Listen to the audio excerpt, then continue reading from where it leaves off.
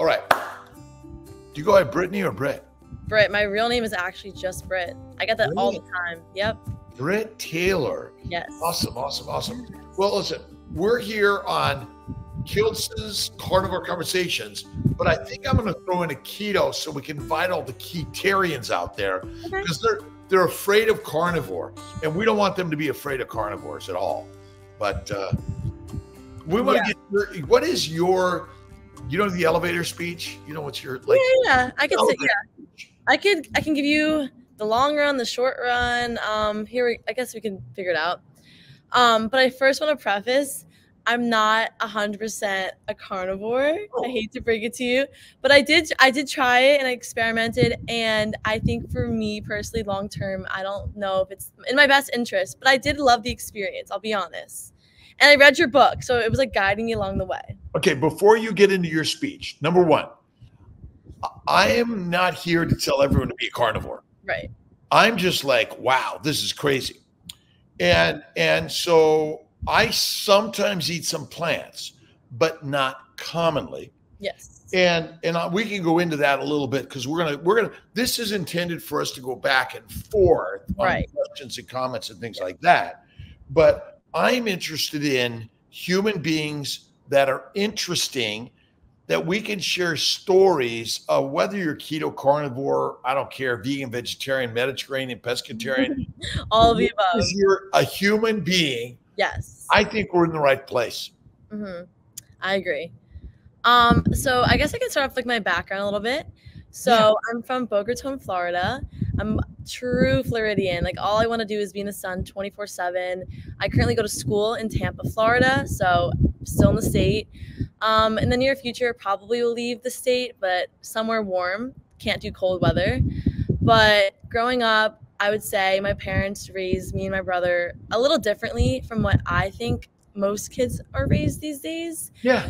And I'm thankful for that. I think they really put or instilled in us certain things, and it has made me flourish currently.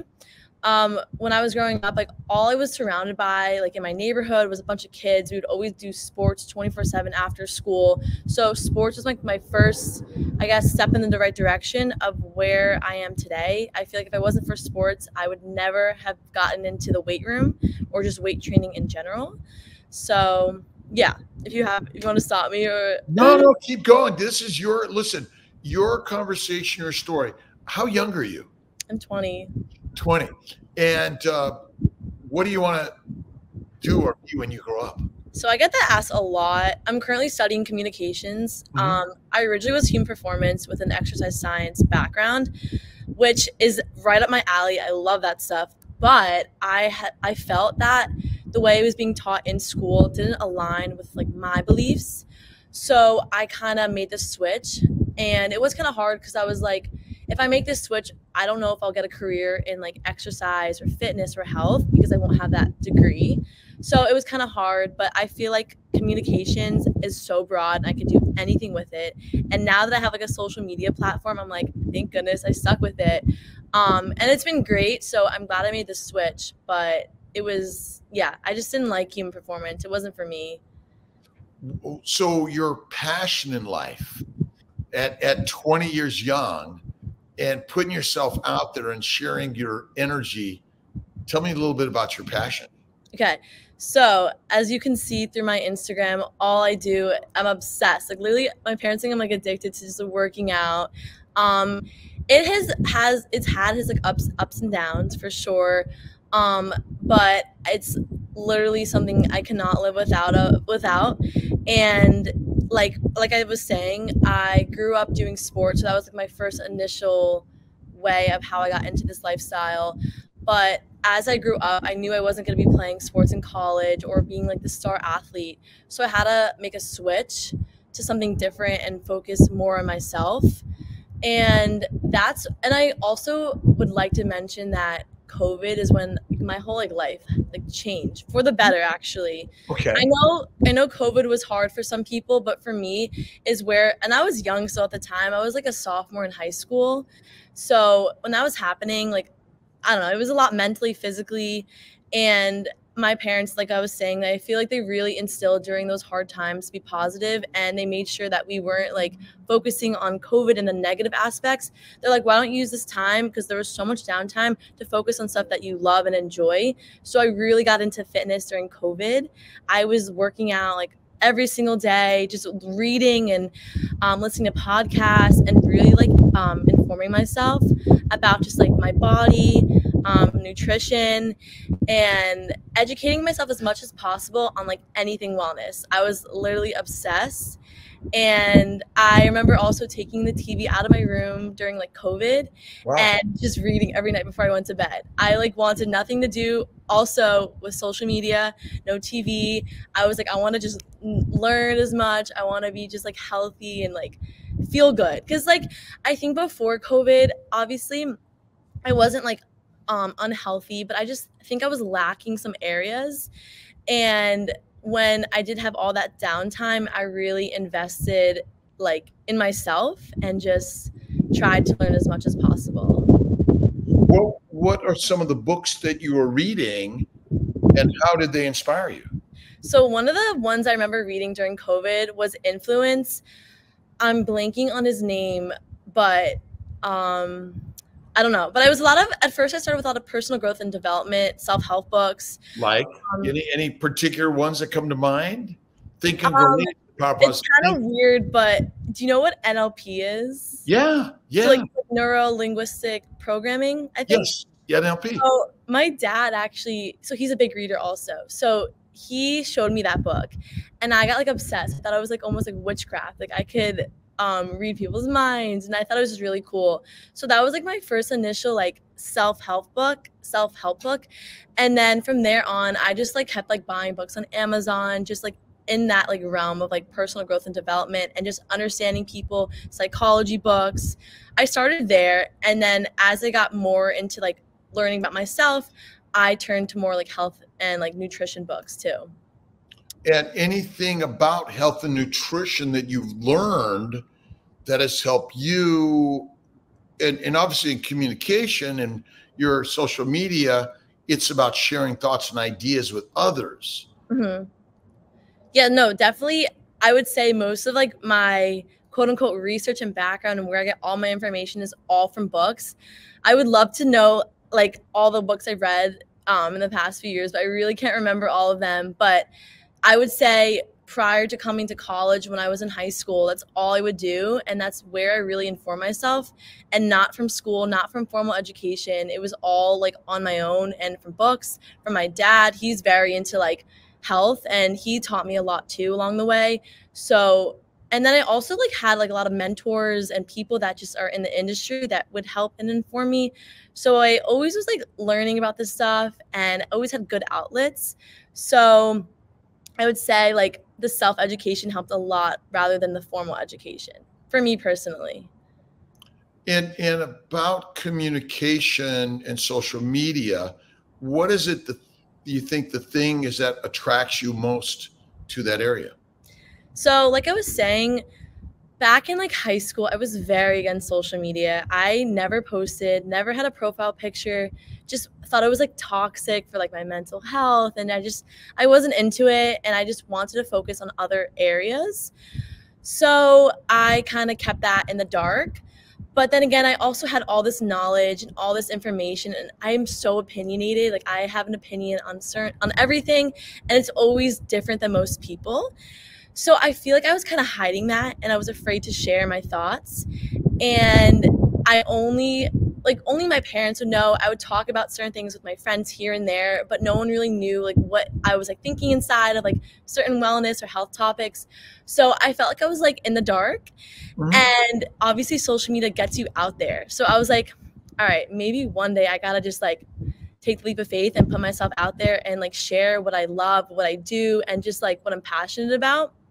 So fast forward to my summer of my sophomore year of college, mm-hmm. like going into my sophomore year of college. What year are you in now? I'm a junior now. Okay. All right.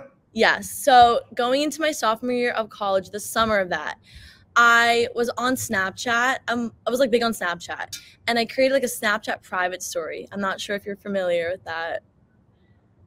No. Okay. So it's kind of like you make a story. It's kind of like Instagram stories. You make a little story and you just have like your close friends, family, how many people you want on there. So I had like 20 people, like very small, very tiny, very exclusive. And I kind of called it like a rise and grind, documenting like what I ate in a day, what workouts I did, any like health and wellness things I was doing. And that was kind of like the start of like my Instagram page. Looking back at it, like it was almost like a smaller version. And I started doing that, and it kept it very personal, very close, like people on it. And towards the end of the summer, I was getting a lot of like feedback from girls in my sorority, most of my friends, and people are like, "Oh my God, like you really know what you're doing. Like I want you to help me and like help me through my workouts and like nutrition." So I was like, "All right, maybe like I do know what I'm doing." So towards the end of the summer, I was like, "You know what? I want to start an Instagram page. I want to really put myself out there. I want to show the world what I've been hiding for like years, because like I've been loving this stuff since like middle school. Like my dad has been a big influence, and my mom, of course. I have to mention her as well. She as well, but more my dad really like, I guess, instilled in me like this personal growth and development, this wellness and then fitness. So I was like, I'm ready to share. And I ended up making the Instagram last September.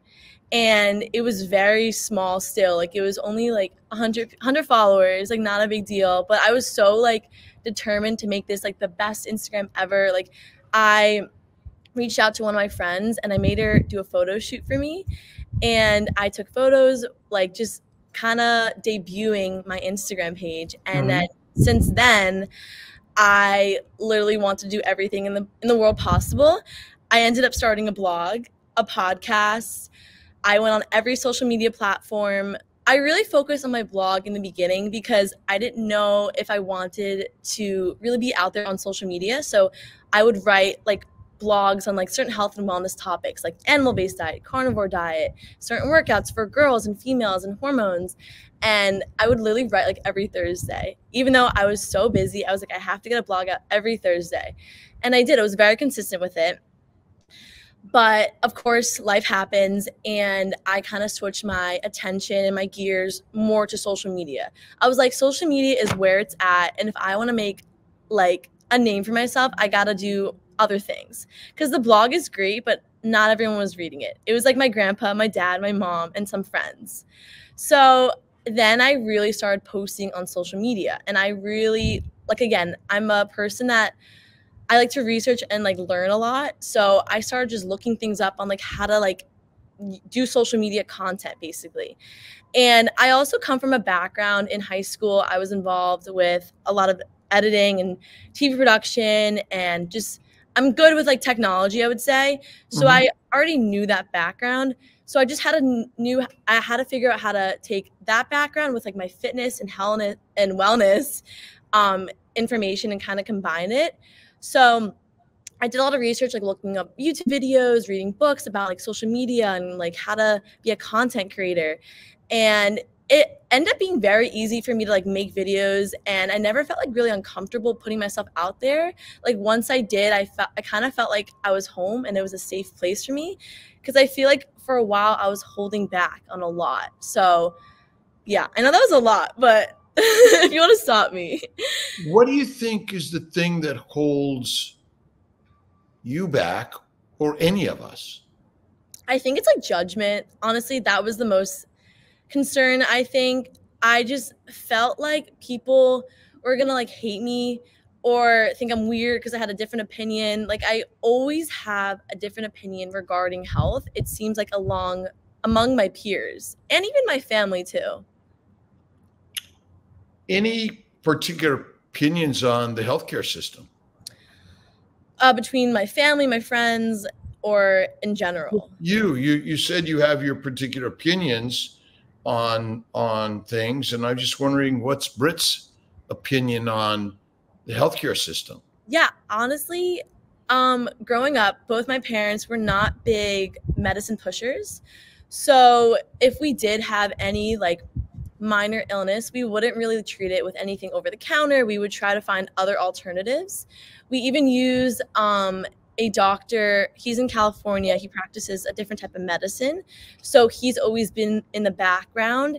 And we would always use like little certain vitamins. We'd also use food to treat certain things if we weren't feeling very well. So, and then the other side is that they would suggest go work out if you weren't feeling great, or go do yoga, go do meditate, go do sports and just go outside in the sun. So that's how I was really raised. And that's how I really believe how we should operate in our healthcare system. But of course, everybody has their opinions and beliefs as well. What's broken in our healthcare system? I think it comes down to a lot of money. In the end, like, people want to make money.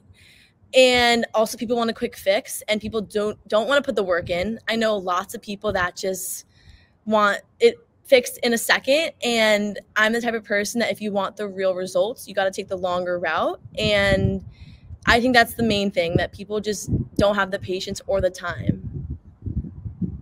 Any particular opinions on the current political system that we're all living in? So actually, back in high school, back in middle school, I was very into politics. I actually started as a political science minor coming into college also.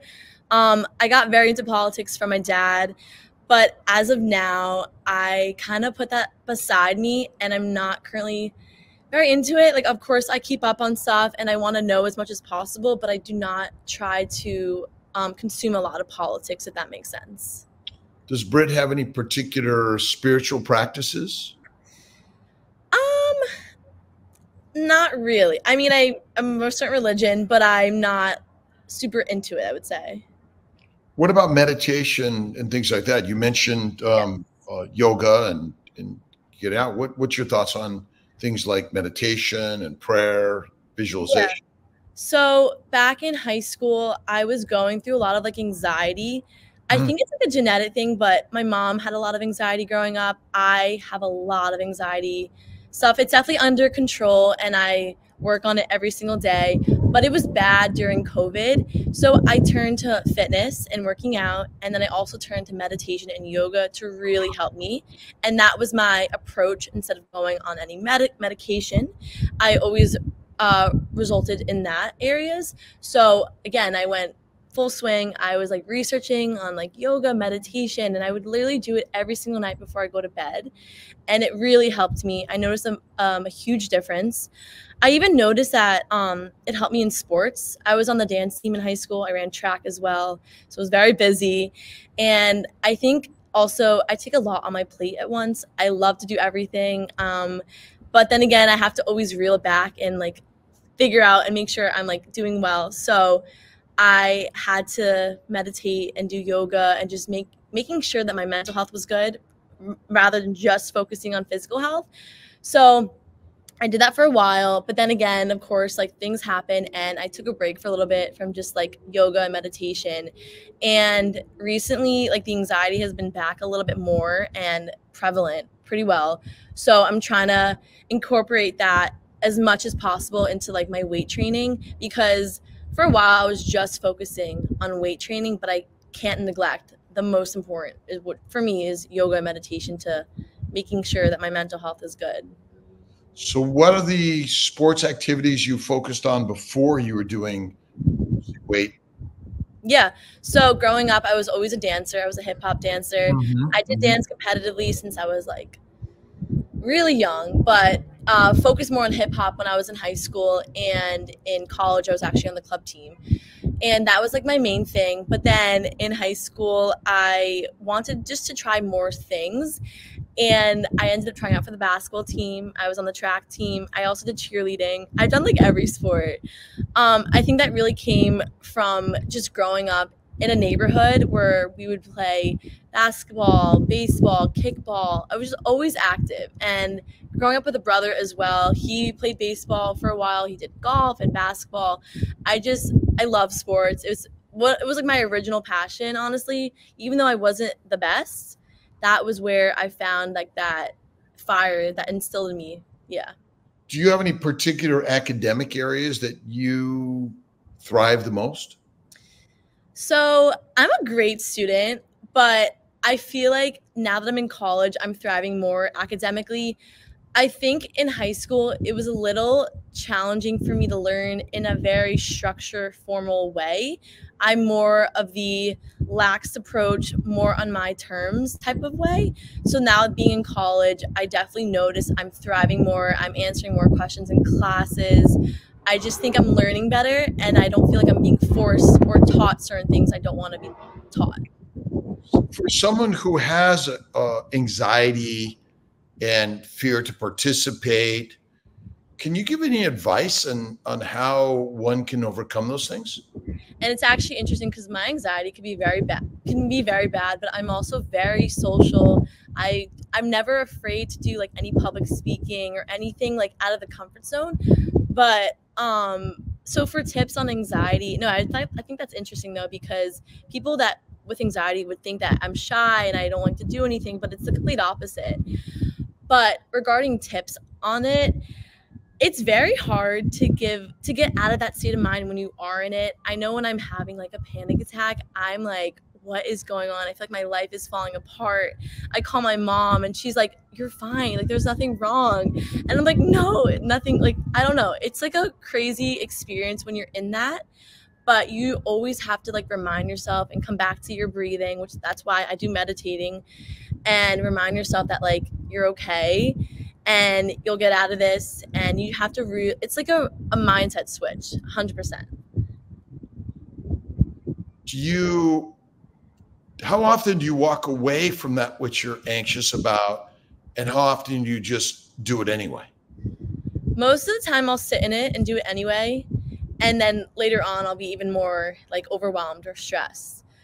But I'm working on that because I do take a lot on my plate. So I probably do it to myself, but I just want to do it all. I want to be involved. I want to be social. I want to be in shape, and I want to do like everything in the world. So I have to tone it back, but yeah. Would you say that your weightlifting and your exercise is a major help to your anxiety? In the beginning, it was a huge outlet for me during COVID. Mm-hmm. And just, I remember like just vividly like sweating. I was like, wow, I feel amazing. Just like the little things. And it taught me just a lot about like being motivated and being committed to stuff. So it gave me such like personality traits, I would say, like starting so young. Like I was weightlifting maybe like starting like when I was 10 years old, but like not really like serious. Like my dad would bring me to the gym with my brother because he had a trainer for like baseball. So I was always around it. And I remember just like, wow, this is like something insane. Like I was obsessed with it too. And when I got really into it, I even felt better. I obviously like don't want to focus just on physical, but of course it changed my body physically, and it made me more confident. It made me want to do more, made me want to be out there in the world and just see people. So definitely props to it. Cool. Nutrition. What's Britt's opinion on nutrition? Where is she at today? Okay. How would you share your thoughts and ideas about that? So do you want to know just today and you don't want to know prior? No. Where have you come from? Where are you at? What's your thoughts on nutrition? Okay, so I have been through the ringer. I've done every single thing in the world possible. I grew up eating traditional, nothing crazy. My parents never forced us to eat certain foods, so I kind of just ate like a regular kid, regular teenager. Mm-hmm. But it was always, for me, it seemed like I accustomed to what my mom ate. She was very big into salads, very into vegetables, lean meats. Never really craved any red meat growing up. I kind of stuck to like salmon, veggies, and didn't really investigate into like the red meat area. But in high school, when I was running track and dancing and weightlifting, I ran into a bunch of hormonal issues. I ended up losing a bit of weight. Nothing crazy, but I think just like track, it shreds you out insanely. So I lost my shreds. Oh, so you lean a lot of weight and you become shredded, where like suddenly you see everything. Which wasn't healthy for my body type. So I ran into bunch of hormonal issues, and I ended up losing my period for like quite some time. I think it was a year. Like I did not menstruate at all, which is not healthy at all as a female, especially in high school. I was growing still, so I don't want to have any issues in the long run. So during that, my mom was like, all right, we got to figure something out. She's like, I know you don't want to stop running track because I loved it. I don't want to stop doing dance because you love it. And you don't want to stop lifting weights because that's like your outlet and that's what's helping you with like your stress and anxiety. So we're like, what do we do? And then I start really focusing on nutrition because I'm like, all right, if I want to be super active and perform well, I got to really lean in and figure out what to eat, what to fuel my body with, and how to have the energy and even just like the mental capacity, because I remember feeling brain fog, very fatigued, low energy. And I was like, I got to figure my shit out. So we hired people to help me. They did not help. So I was like, you know what? It's on me. I got to figure myself out. So of course I start reading. I start learning on how to fuel as a female.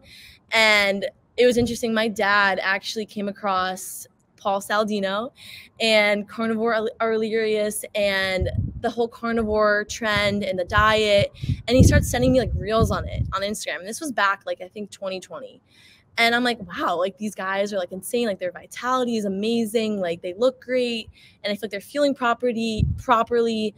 And I didn't really see many females kind of showing that. Like obviously now there's a lot more, but at the time I feel like it was kind of just like the guys promoting it. Right. And I was like, okay, interesting. This is something to look into.